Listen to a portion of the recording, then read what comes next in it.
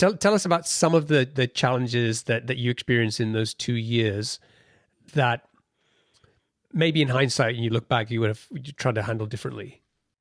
Yeah, absolutely. And the initial thinking was it was 3 months.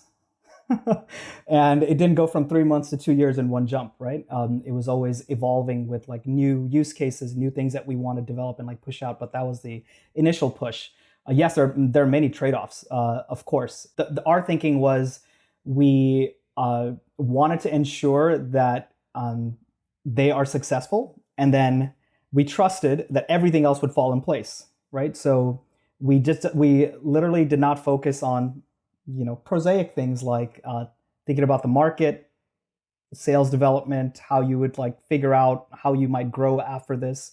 And of course, you also mentioned the product risk, right? When you're potentially over optimizing. So we really focused in on getting them successful and then kept going from one to the next. And then when you're moving from towards just spinning up a enterprise SaaS product, there's just infrastructure and a lot of things that we just deferred, right? I don't even know if you would call that technical debt. That's just literally the initial infrastructure, right? That how would you like really get started? That had to be built later. So we got to shift some problems later on, but of course we had to pay the piper, right? Pay the debt off at some point.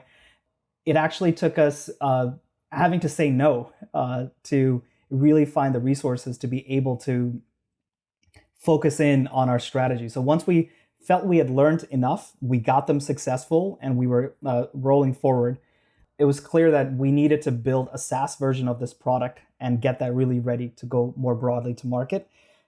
Given number one, that we were bootstrapped, and number two, that we had so much demand coming just from this like one customer, we ultimately had to just, make a yes/no decision.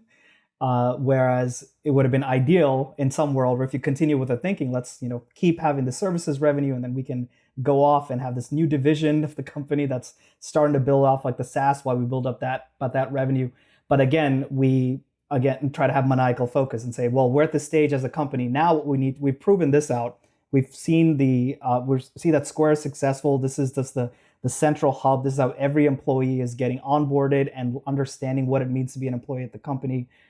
This is where their content is flowing from the internal comms team. This is how I'm getting information about who is who and the org chart and profiles. All of this stuff has been proven out. We really need to do it now for multiple companies, right? And so from a product perspective, that meant saying, let's now actually think about a whole new code base, infrastructure, and we need to start thinking about an actual go-to-market motion. And I mean, we had the crappiest one-page. I refused to do anything but a one-page website when we first got started. So there's a part of the company that really started to come alive only once we made that decision.